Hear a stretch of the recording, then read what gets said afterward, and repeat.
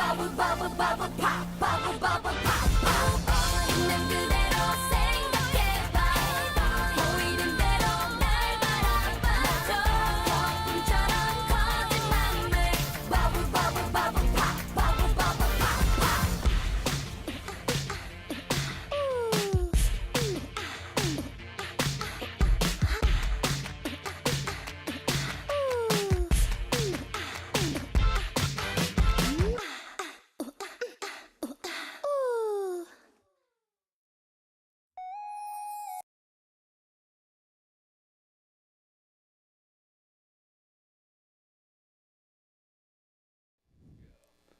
Welcome back, ladies and gentlemen, and awfully nice of you to join me here, EGAD, for the Season 2 playoffs here at the North American Challenger League. It's nice to be back for our second best-of-3 of the night, as we just got done seeing a crazy good series between Cloud9 HyperX Tempest and Complexity Black, hoping for one more of those. But let's hop into champion picks and bans as Curse Academy take on their sister team in LoLPro. Yeah, if you don't know who any of these guys are, you should know them by now. This whole season they've been showing really good performances, and they're going to be banning away pretty quickly. LeBlanc Draven taking away, you know, LOD's pretty much played LeBlanc every game he can get it, so taking that one away is his comfort pick. Draven as well for Hood Stomp, that's one of his most played champions there in that bot lane. He snowballs so hard, as well as Pantheon Lulu coming in, pretty standard bans from LoLPro side at least. Yeah, and so the big thing to watch out for right now is the mid lane matchup. Lod, a little bit newer to the mid lane as, well, a mid laner. He's used to carrying, but from the AD perspective. He's going to be going up against Duosec, and both big LeBlanc mains, but Duosec has just been an incredible source of strength for Curse Academy all season long. And we're probably going to see that Pantheon ban just be consistent all throughout this series, and Pat, it's just individual carry potential from Curse Academy, so impressive. Whether it's Rux that just hard carries his lane, Pat, Duosec, really any single member of Curse Academy has the potential to just kind of put the team in their backpack and run them on towards the Nexus. But for LoLPro, I feel like it's kind of been more of a struggle, and they come into the playoffs now as, I believe, the lowest seeded team. So it'll be interesting to see how they do here against their sister team, Curse Academy. All right, last ban is going to be that Leona away from Low and Ziggs away from Duosec in the mid lane. That, Evelyn's available too. Pat can play that one to great effect if he wants. Rux could just pick up his Renekton. Like he's such a good Renekton top laner. Mashme could get, you know, Lucian, Kate, Sivir, whatever he wants. There's a lot left open on the table. We're just gonna wait for them to pick it. I want to say the first pick's gonna possibly be a priority jungle, but there also are priority mids too available. Yasuo's still there. I don't know.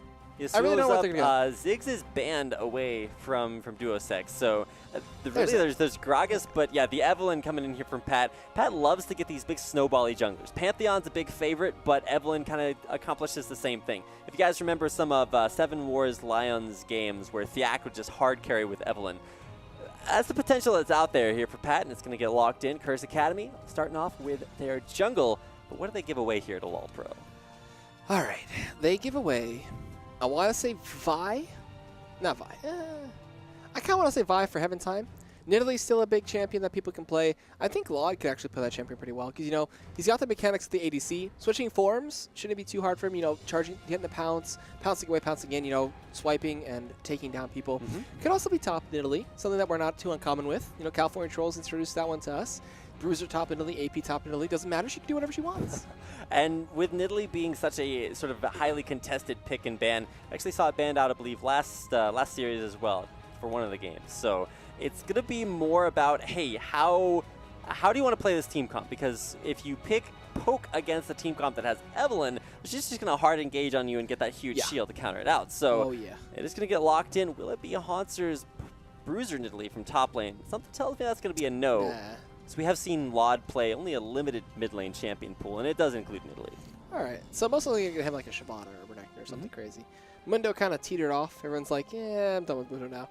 But Annie was picked up for low, down bot, very heavy harass lane down there. Hood Stomp could go for a Lucian or Caitlyn to counter that, or not counter that, but complement that and look for lots of harass. But Curse Academy now, what are they going to look for? Duosec could become Yasuosec if he wants.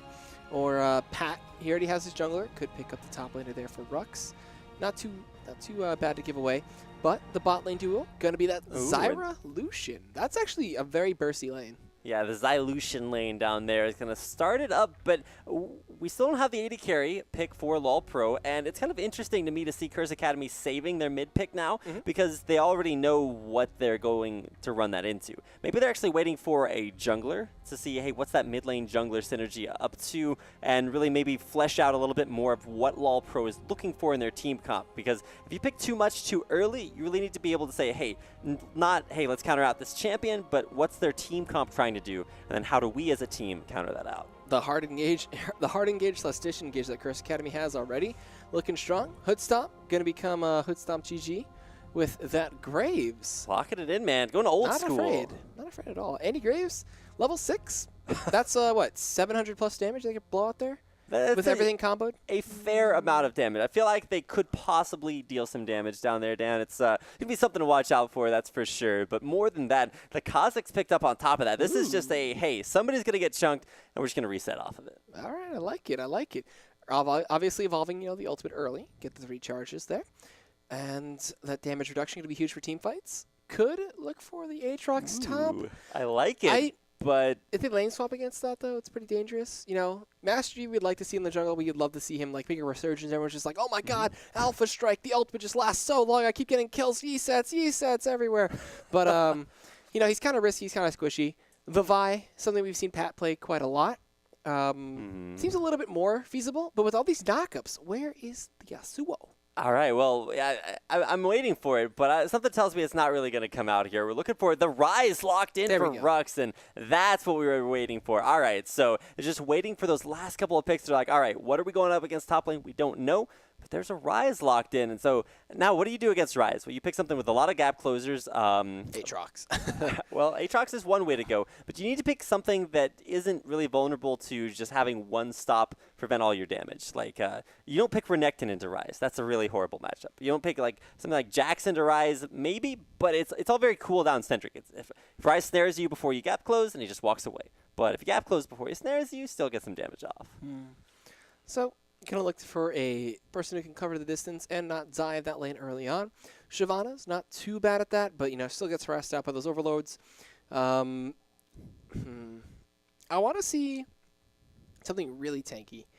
I want to see Zach. Shyvana's a great option. Okay. Shyvana, like first guess is right. Sure, you can get like snared in your burnout and you don't move quite as far. But for Shyvana, it's more about just like getting super tanky and getting a ton of resistances up there and still having kill potential on Rise, of course, with ganks, which is what Rise is most vulnerable to. He's great if you just like sit him in lane and let him be that big spell cannon, but I don't know. Against the aggressive pressure that Kazakhs offers, it's going to be a rough lane for Rise if they decide to camp him out. Okay, so the picks are done. They're locked in. We're ready to go. Duo second, we'll be playing that Kale mid versus Nidalee. That's going to be a fun matchup to watch. Bot lane, always fun to watch as well. Graves versus Lucian. We're going to go to commercial break, obviously. But when we come back, obviously this game will be loaded in on the Rift. But before that, you can check out the sponsors down below. There's 4 of them. Loot Crate, $13.37 a month. You get a nice little crate delivered to your door. The latest gamer geek, swag, apparel, and goodies. Have a theme shirt every month. This one's was Attack on Titanfall. That is done, so you can wait for April's and check that one out. Then PhoenixCollection.com. You check out Phoenix's peripherals for your computer. They're elegantly crafted and very impeccably designed. Impeccably designed. Yeah. And you can check out their headsets, keyboards, mice, and mouse pads. And then Low Class and MonsterCat. Yeah, if you guys want to check out LoLClass or level up your game, you can head over to lolclass.com or just click the link right down below the stream. And there you can sign up for very affordable classes with some of your favorite Challenger and LCS pros by, once again, heading over to lolclass.com and checking them out. And last but not least, as we head into our commercial break, make sure to enjoy some of the dulcet tones of MonsterCat, the provider of some fabulous music for us during that. We do want to thank them for their support, but also want to thank viewers like you for making this amazing stream possible. Thanks for keeping it classy and sticking with us. We'll be right back with LoLPro taking on Curse Academy in our second best-of-3 semifinal matchup. The NACL playoffs coming up next.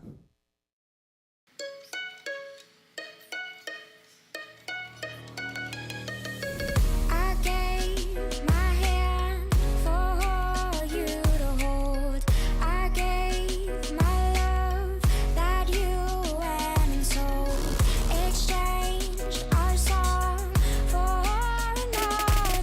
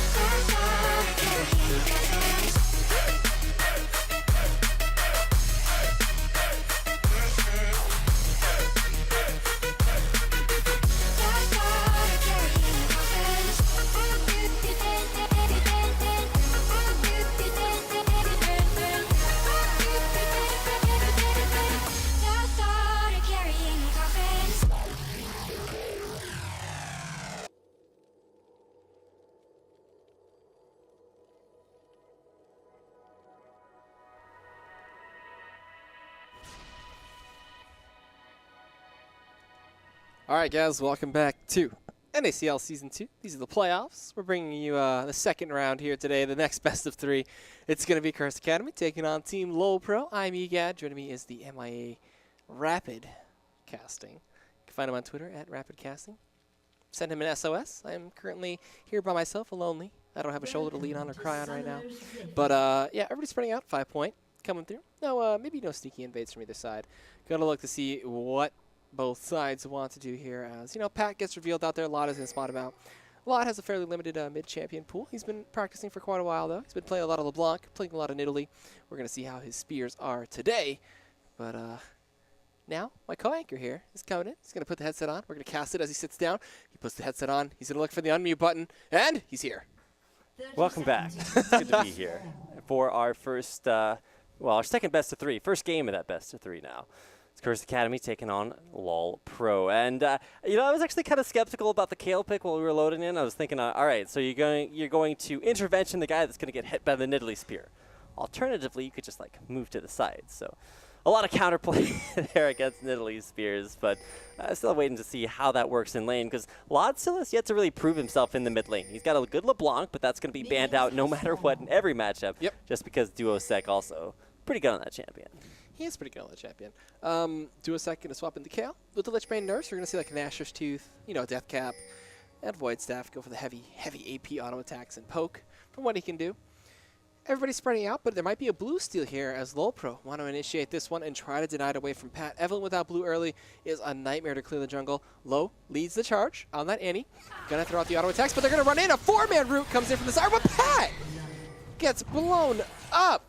Holy. I feel like, I don't know, maybe they need some more synergy. Their team was moving not in one direction, but 2. And Pat moving forward died. The rest of his team kind of moved back and was like, and we're out. So some unfortunate miscommunications start the game off with the first kill. Of course, it's not going to be full gold. It's going to be much reduced. 180 or something crazy. Yeah, like it's a lot. It's a lot less than you'd get from first blood after the 4-minute mark, but it's a kill. It's extra, gold there from assists. As I think, 3 assists. So almost as many assists as you could possibly hope for. And more importantly and more interestingly, it's a 2v2 in the top lane. Lane swap.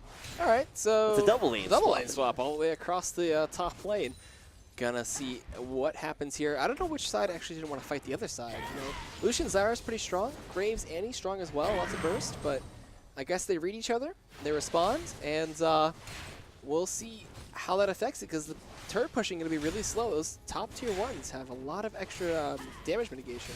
I think it's actually more of a read by Curse Academy. They said, hey, Ryze is really, really good 1v1, like really good, especially against melee bruisers. And so Curse Academy was like, hey, LoLPro are going to try to 2v1 us. Let's switch it up. And so I'm going to say that's a good read by Curse Academy. You do prevent the 2v1 against Ryze and still give him a long lane against Hauntzer's Shyvana. But to be honest, Hauntzer, he's been really hit or miss, and especially in 2v1 situations, not the greatest. So I like that he's been given that. All right, hold on, I'll fix that. All right, well, we got to make sure that we are watching the right thing, because as fascinating as this mid lane matchup is, probably should be watching a little bit more than just Law this game. So it's going to be awesome to watch, but probably should see, like we said, some more diverse matchups across the map. So now that we are actually moving around, it's nice to see that working out.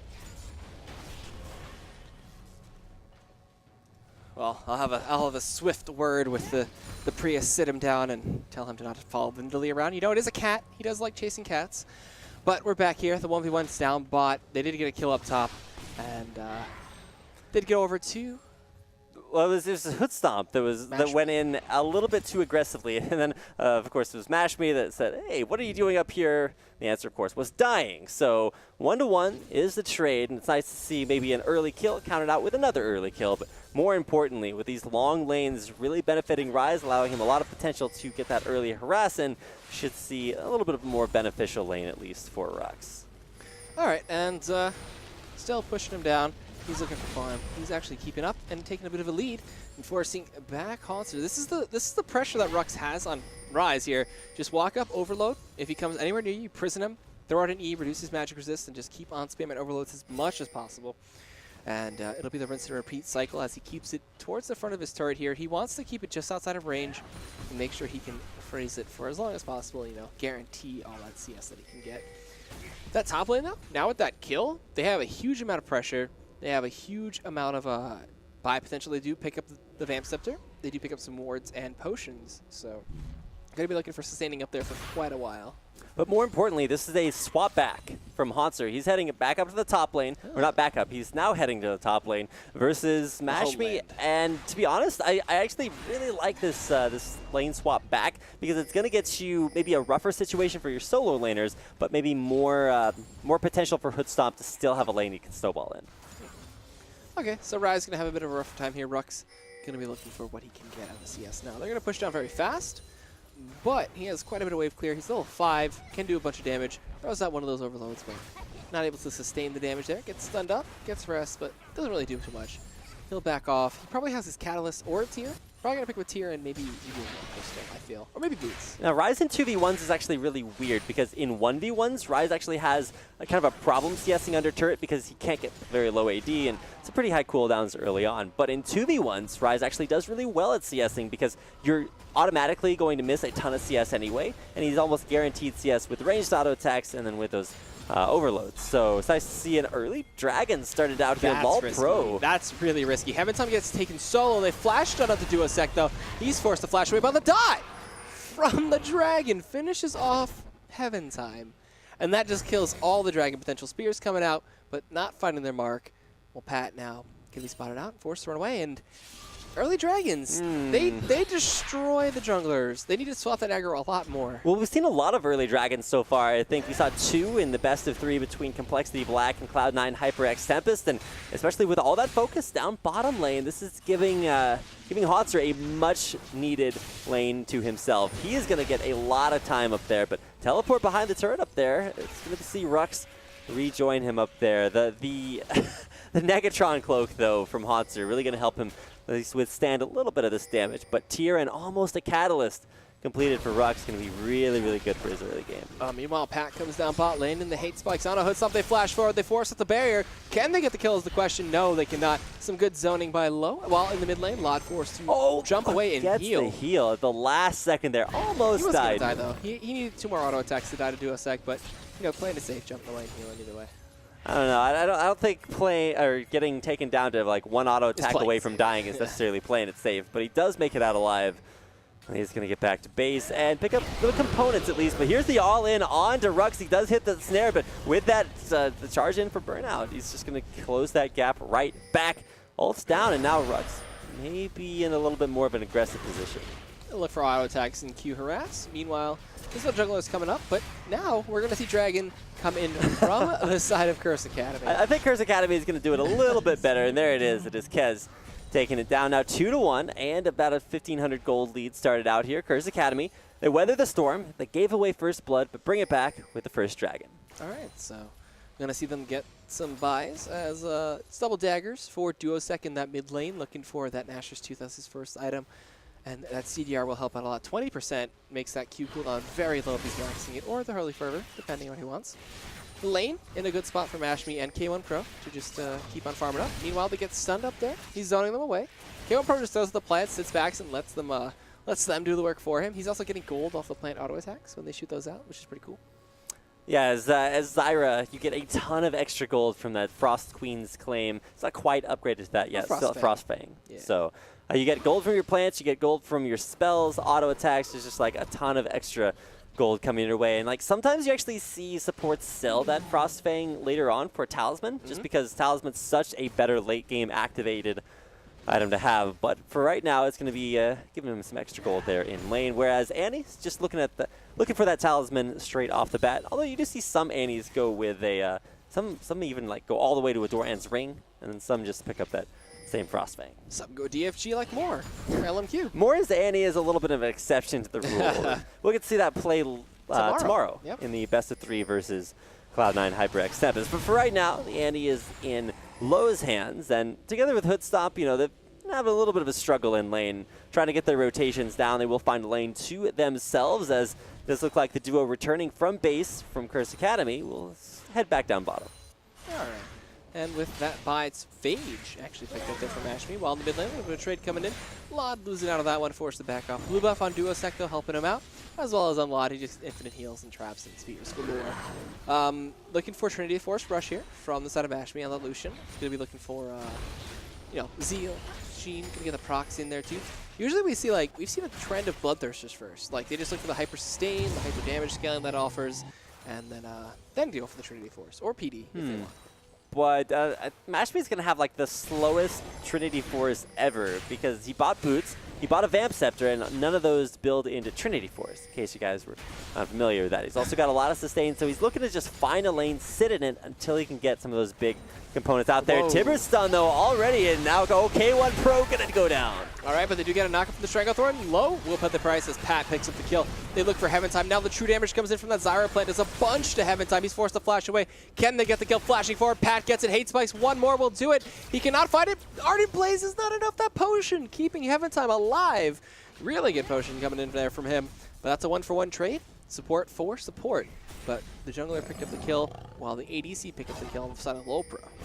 Oh, now Lod's coming down bottom lane, throws out a spear, but it won't hit anyone. Pat's still down there, but he's got it out, of course, by that turret reveal. So spears continue to fly. Lod just, I don't know, he kind of abandoned that mid lane, and this is the time where, as an Italy, you want to get that free farm, because Kale has been pushing up, being very, very aggressive. Lod instead choosing to rotate down bottom. Okay, so now it was pretty aggressive plays down bottom either way. And we're going to have Low going back. Tibbers not up, so he's got Flash for the next fight. He's going to have the Tibbers up relatively soon. Low, though, going to get poked out by those plants, doing a bunch of damage. We see the dash away. 4-hit stomp in that Pool Party Grave skin. He's going to go back to base. I feel like he has actually enough for a BF sword at this point. So he's going to go back by it and increase his burst potential by quite a bit. Well, the Asher's Tooth is actually completed there for Duo second in mid lane. Yeah, so Kale has been changed up a little bit in this patch, or maybe not this patch, but the last one. It was sort of a switch away from super burst Kale. Now it's more of a sort of a sustained utility kind of Kale, but still functions very, very well with a lot of auto attack modifiers, like the ones that you get off of Nashor's Tooth and Lichbane, which should be two of the very first items. But speaking of first items, we got first turrets going down. Curse Academy taking that one in the bottom lane, and top lane, I don't know, it's going to be rough, at least to struggle for Hanser after, actually, Rux isn't even looking to fight, he's just clearing out the way. Nope.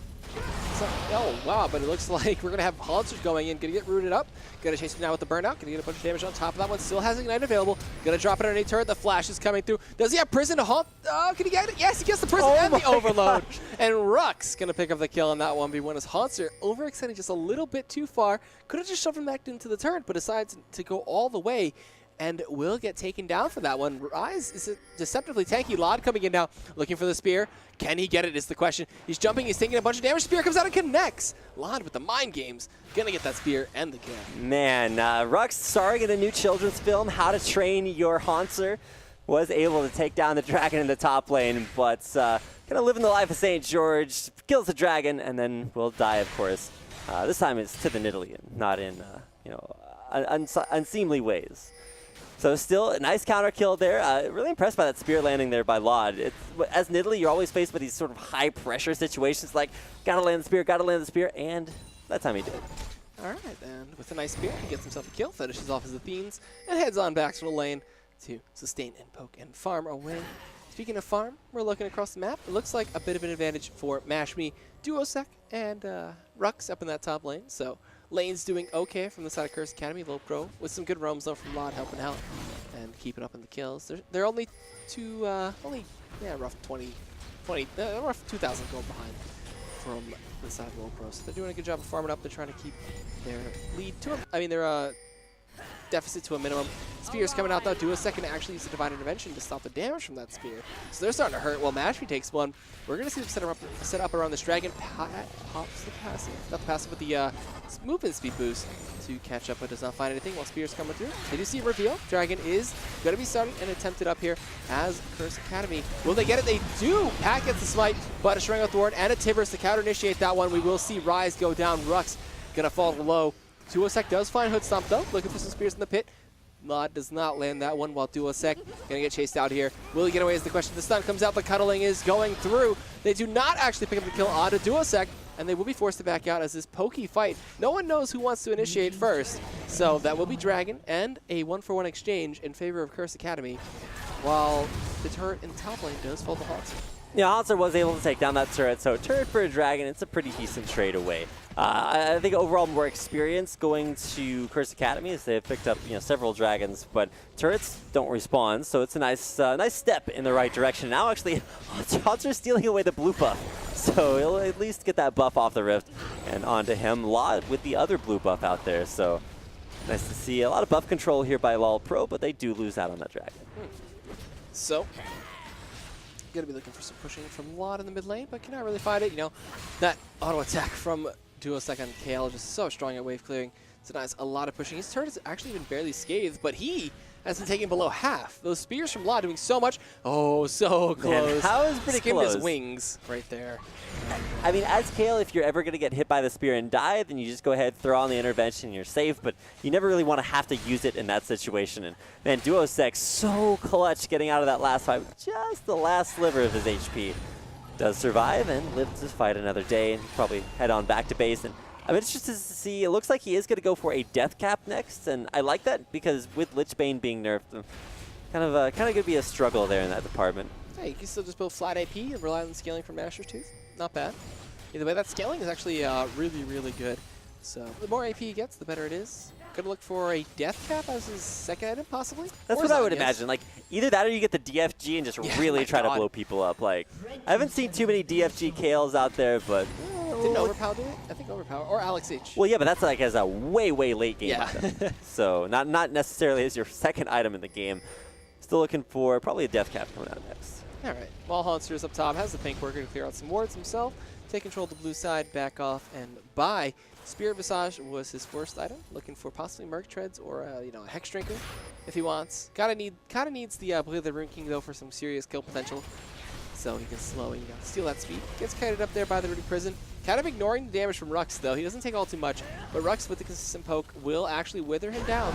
Turns around with the Dragon's Descent in the prison. Looks pretty cool. Gonna chase him down with the burnout. Try to possibly dive him again. Ignite comes through. He's kiting down. He does flash, and can he get the prison? He cannot. The Ignite gonna tick away. Oh my god. And this dive works in favor of Haunster. Yeah, Haunster now training Rux what to do and not to do. Oh, Pat comes in. It's exactly the same thing we saw as last time. It's just like, hey, I picked up a kill 1v1. Oh, just kidding. Winds up trading it out 1v1. So it's nice to see Haunster. He head over to probuilds.net and he was like, hey, I got this. So LoLPro utilizing the resources to full effect, but Pat's there for the counter kill. So you can't go aggressive in those long lanes because it's like, hey, I won my match. Oh, wait, I just got ganked. The mid lane roamed. There's all that pressure up there. Damn you, Evelyn! All right, but still looking to hold out this mid lane. Mashpee and K1 Pro have rotated over. Doing a good job of that one while Duosec down bot almost just got 3-man ganked. He hastily runs back to the turret to make sure he doesn't get dove. And gonna see some counter wards coming in. Low has kind of just been that backup for Heaven Time the entire time, trying to start some fights with him, trying to flash Tibbers if anything and join his fellow team for a seriously good fight. Spears coming through from Law, but not connecting. Looking for K1 Pro as those just obliterate him at this point. Got to see some pings on LOH while Haunster clears out a pink ward and goes back to doing his own thing up top and farming away. We actually see an early Haunting Guys too for Rocks. Actually, the only time we've ever seen a Haunting Guys on Rise. Haunting Guys Rise. It's a Haunting Rise there for him. I'm not sure if it's necessarily spell pen standard, but yeah, that's just what it is. He wants tankiness, and he wants the ability to chunk through some of Haunster's armor. And really, it doesn't just help him out against Haunster's magic damage, but it also is going to be really good against Nidalee Spears later on, just keeping him a little bit tankier than he normally would be. But more importantly, or more interestingly for me, is he went Haunting Guys instead of picking up like spell penetration boots for more movement speed and kiting ability. That's what, 1,575 gold for yeah, that's Haunting a Guys? ton of extra gold. Like if you're on more traditional AP carries, like that's a needlessly large draw that you could have had. Yeah, very true. But deciding he needs that. Leandry's Torment could be something big that he picks up later on. But I've never really seen that Leandry's on Rise, that's a new one on me. I don't know. We could see it work if they Maybe start he like stacking up alt some tabbed HP. from like LoLPro to Mobifier, and he's looking up some of those. But I mean, it's theoretically a good idea because now it's actually Pat's right here behind him. Pops the ultimate, clears out that whole wave, gonna give Shyvana a little bit of a chance to roam in there. Mashpee still clearing out this mid line, looking to farm up, has his Trinity Force. Oh, Pat actually snuck all the way up, not gonna be revealed. Haunster does not see him. Oh, Haunster doesn't even know. This gank is imminent. It's gonna happen. It's gonna happen very soon. Lotta's still defending this mid lane, clearing it out. He knows. Rux is trying to bait. Yeah, Haunster knows. Oh my goodness, he's reading this so well. Oh. Okay, now he's gonna try. Oh, does he take the bait? Going in. There is the Rune Prism, but there's Dragon's Descent right on out. And the idea was to force that Dragon's Descent out aggressively, but a little bit impatient. All right, so they get it out nonetheless, and we'll be going back to farming. While Duosec trying to steal away this blue buff from Lod. Does not want him to have it again in the mid lane. But will he get the steal is the question. It looks like the answer is no. Lod does snag it away, and he'll go back to farming. While the dragon is currently live, LOH and Heaven Time will find a pink word to clear out. Roots do connect, but there's nothing else to follow up. So will they start this out of LoLPro? Can they get their first dragon of the game? Because they are 2 behind. Spears coming out. Man, K1 Pro almost got chunked there. Needlessly large rods on both AP carries, so when they hit, it's going to hurt. And especially if it's onto squishy supports like Zyra or Annie without that Molten Shield up, it's... Wait, Hoodstomp's just taking like tons of free damage there in the back and jumping in. No smite there for Heaven Time, but he's going to get knocked up. Has some damage reduction, but Pat is on the rampage, and Heaven Time's going to run away, does dodge things out, flashes over the wall, runs right into Mashpee. She's like, wait, what is that? An invisible bug? Just coming over the wall. And I hate those invisible bugs. Get me every time. All right, but that'll be the dragon over to Curse Academy again, as that'll be the third one. He goes forward, gets the piercing light, forces out the barrier. We're going to see a possible chase down here. The bouncing picks up the kill. Oh, the Rux. flux from Rux will pick up that one. as now the tier 2 will go down. Nashville will pick up a kill onto Haunter, and Pat will find that turret in the mid lane. Man, and they keep pushing now. Hoodstop just didn't know what city he was in. He was like, he pulled out his map and he's looking over it, and while he finally found it, there's like, oh, I'm in Ruxit, and then he died. Yeah. So nice pick up there on the bounce from behind the turret. But a dragon, 2 kills, a turret. They're just man, rolling. Curse Academy really firing on all cylinders. It's been nice to see, maybe a mid-game strength from LoLPro. They were really able to help out Haunter in the top lane. Lod Spears have been looking good. He's 2-0. But really just, Curse Academy is just so many more threats out there on the map. All right. And now, looking to group up again. Root connects. Oh, does not connect, actually. He gets the slow plant, though. Looking for some harass. Getting that free gold off of the Frost Fang there. Gonna see some serious wave clear coming in from Rux, though. Top of that ultimate. No problem. Stacking up his tier still.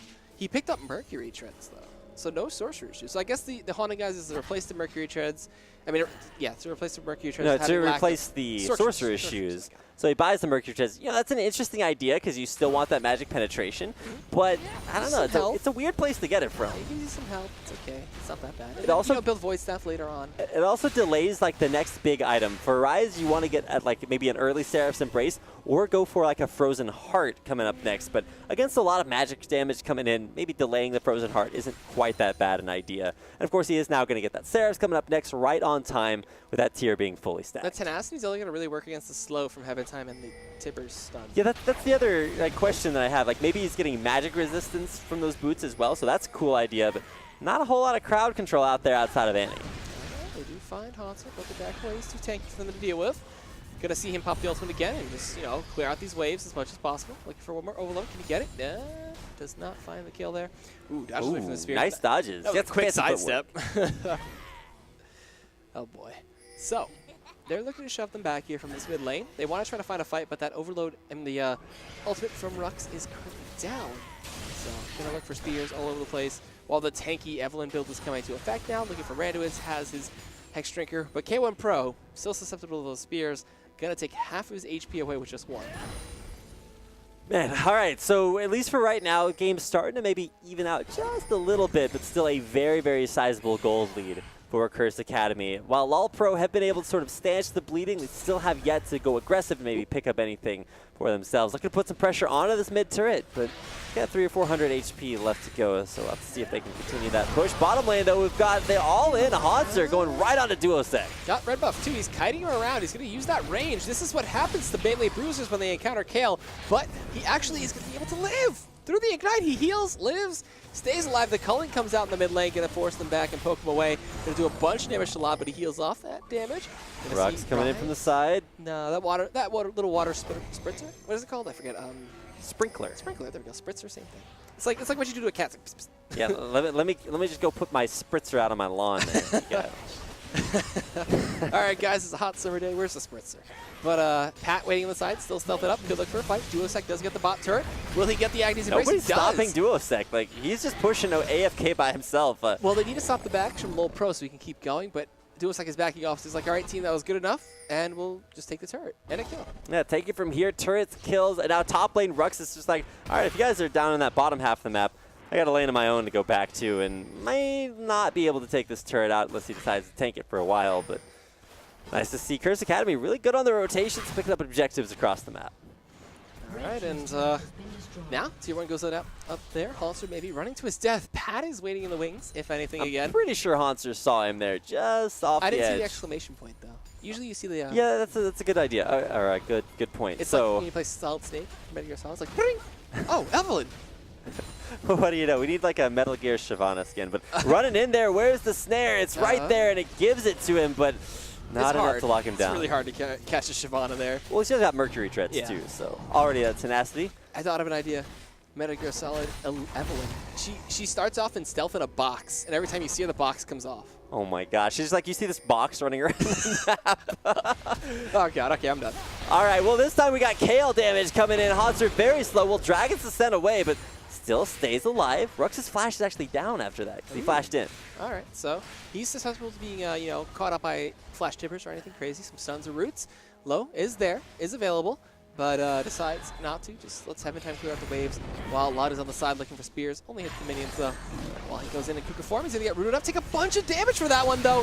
Whoa! Oh my God. All right. All right. Well then, Nidalee unfortunately no longer gets extra magic resistance, but we got the 1v1 Hood Stomp versus he turns on Bashby. barriers. Coming in looking for auto play the Rune King. He's gonna force the flash away, and that's the first 1v1 of the game. While the two-man Timbers comes in, and Mikhail's gonna take off that stun. Duosec is unstoppable, finding a kill. Now looking for a kill onto Haunter, who's rooted up, taking a bunch of damage. Double kill for Duosec and a turret, and that's a 3 for none across the map.